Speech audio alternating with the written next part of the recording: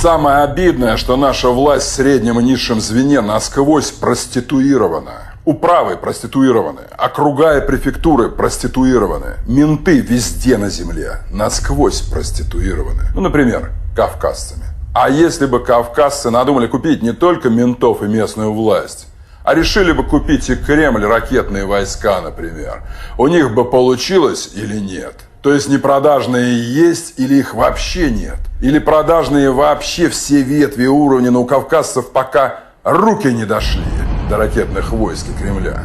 А мы, простые люди, мы можем, вы думаете, претендовать на уважение со стороны кавказцев, когда все кавказцы про нас знают, что нами руководят проститутки в муниципалитетах, в ментовках? Поймите, кавказцы не только про них думают, что они продажные. Кавказцы вот ровно про вас думают. Они думают, что вы пьяные, такие шлюшки.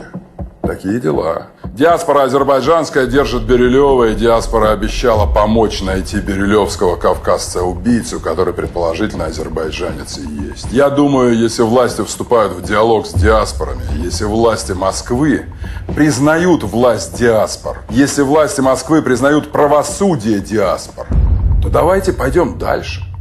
Надо вводить коллективную ответственность диаспор. Абсолютно логичный средневековый ответ на средневековые диаспоры с собственным правосудием. Например, член средневековой кавказской диаспоры порезал и убил парня. Ну вот последний случай в Бирюлеве. Нужен же понятный средневековой диаспоре ответ. Расстрелять 10 или 50 человек, просто чтобы диаспора выдала нам 10 или 50 человек, и чтобы мы их расстреляли из педагогических побуждений. 10 или 50 человек. Вы понимаете, что Чингисхан поступил бы вот ровно так же, по его ясе? Он бы раскрошил бы просто 100 человек как минимум. А вы понимаете, что в 21 веке так спокойно поступил бы Лукашенко, например? Ничего не объявляя, чирикнул бы человек 10 бы в подъездах, в квартирах.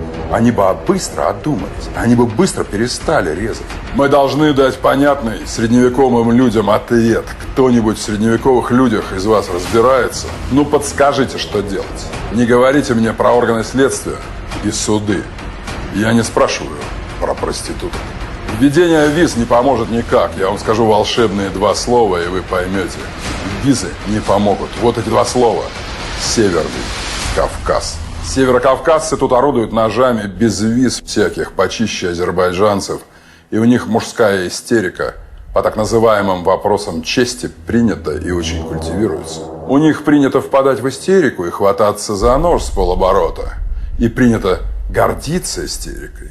Еще про визы. При абсолютно проституированных русских чиновниках какие вообще могут быть запреты и препоны? Вы же понимаете, это просто вопрос денег.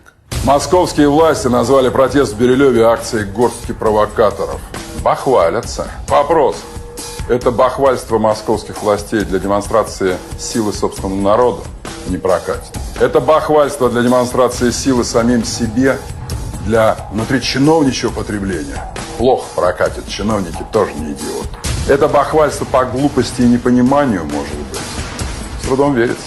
Это бахвальство во утешение своих сообщников в полупреступных диаспорах, может быть. Это может быть утешение подельников из диаспор. Это присяга полупреступным диаспорам, может быть. И любой вариант плох, согласитесь, а на деле вышли обычные люди, брошенные продажной властью люди, брошенные продажными ментами люди. И это новое явление. Людям страшно.